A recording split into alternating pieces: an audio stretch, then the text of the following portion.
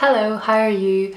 It's award season, kind of. I don't really know when award season is, but people are winning awards. I haven't won an award, that's not what I'm here to tell you. But I do want to talk about the Waterstones Book of the Year award because the winner is being announced on the 1st of December, which is really soon, probably really soon because I'm going to upload this video late. Waterstones, if you don't know, is a big bookseller here in the UK, a big shop where I buy a lot of books. I'm just going to share with you their shortlist and then I'll further explain. So the nominees for Book of the Year as chosen by Waterstones are SPQR by Mary Beard, The Fox and the Star by Coralie Bickford Smith, My Brilliant Friend by Elena Ferrante, Reasons to Stay Alive by Matt Haig, The Girl in the Train by Paula Hawkins, Go Set a Watchman by Harper Lee, The Shepherd's Life by James Rebanks, and A Little Life by Hanya Yanagihara. Waterstones got in touch with me and they were like, here's our shortlist, have you read any of the books? Do you want to read any of the books? Which one do you want to win? And to cut a long story short, I ended up reading this book. This is My Brilliant Friend by Elena Ferrante, who that was my attempt at like an Italian, little bit of Italian flair there. I ended up reading this, I just mentioned it, and I want to talk about it in this video because although I haven't read all the books on that list, so I can't say which is the best in my opinion, I will say that after reading this, I really want this book to win. First of all, it's really beautiful. Look at that, it's like a kind of scrapbook designed old photo, gorgeous Italian cover, beautiful. You need to know that Elena Ferrante is one of the most interesting authors I have come across in a while.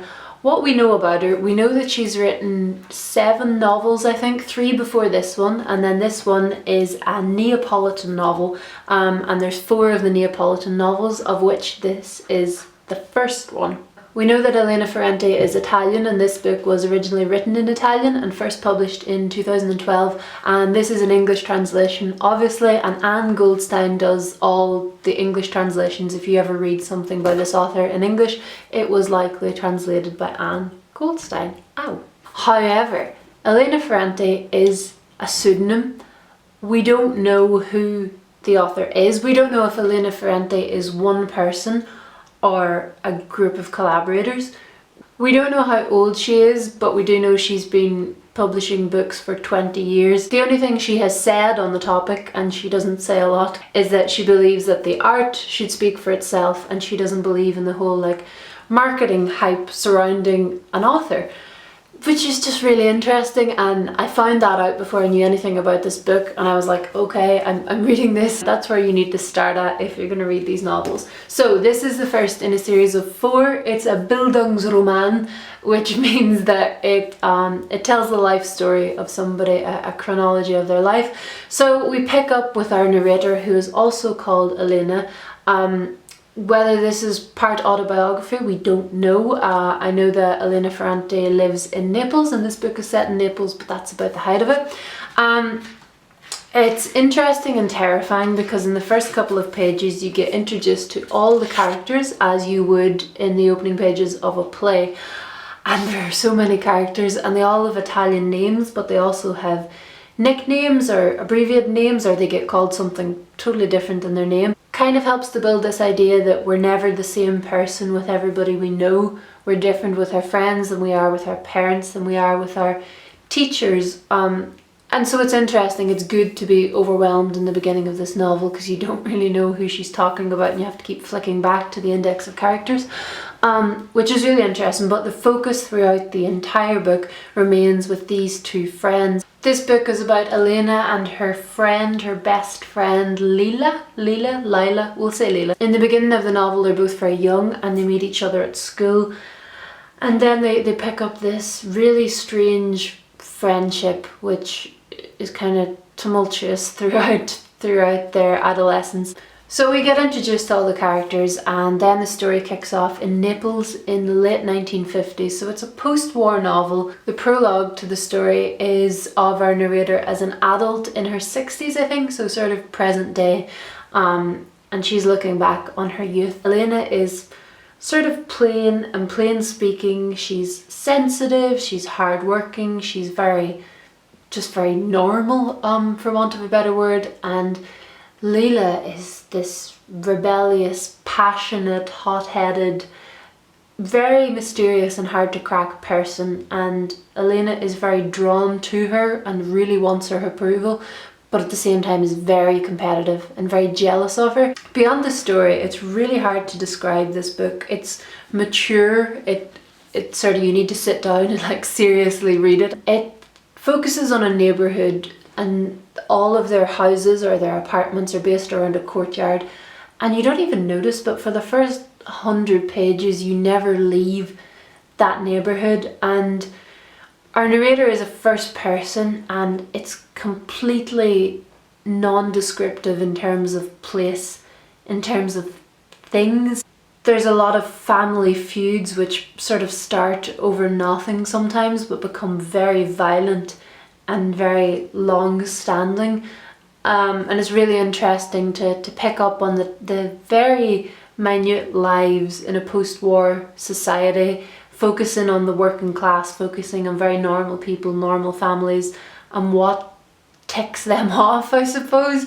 What are the big battles of their lives, and it's small things. It's love affairs and jealousy and children trying to be the best in maths.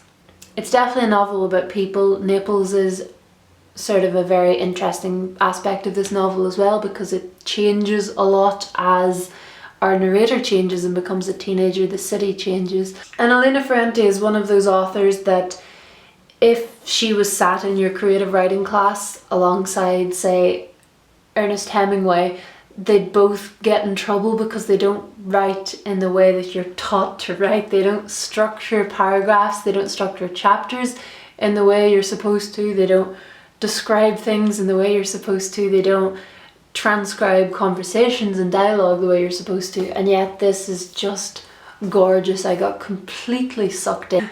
Instead of continuing to really badly describe her writing, I'm just going to read you a little section, if that's okay. Cool. We together, we alone, knew how the pall that had weighed on the neighbourhood forever, that is, ever since we could remember, might lift at least a little if Peluso, the former carpenter, had not plunged the knife into Don Achilles' neck, if it was an inhabitant of the sewers who had done it, if the daughter of the murderer married the son of the victim. There was something unbearable in the things, in the people, in the buildings, in the streets, that only if you reinvented it all, as in a game, became acceptable. The essential, however, was to know how to play, and she and I, only she and I, knew how to do it. She asked me at one point, without an obvious connection, but as if all our conversation could arrive only at that question, "Are we still friends?" "Yes." "Then will you do me a favour?" I would have done anything for her on that morning of reconciliation. Oh my gosh. I can't even count how many commas that there are in the sentences that I just read, but this is just such a beautifully written book. So beautiful to read aloud, actually. Big thumbs up to Anne Goldstein, who translated this, and definitely if you're Italian, let me know if you've read this book in Italian and if it's as beautiful as I think it is. I think that's all I want to say. I'm definitely going to be reading the following 3 books in this series. This one is called Book 1, Childhood Adolescence, and so the next 3 books follow the same 2 girls, 2 women throughout their lives, I assume. I'm really captivated by Elena Ferrante. This is my pick for Waterstone's Book of the Year, so a big good luck to it. It's really interesting because I wonder what an author like Elena Ferrante, who doesn't believe in marketing and promotion of herself, I wonder what she thinks about literary prizes. I wonder if it would really matter to her. I don't know. Interesting. Let me know what you think of literary prizes and if it makes you more or less likely to buy a book if they have a little sticker on them, and I will see you very soon. Bye!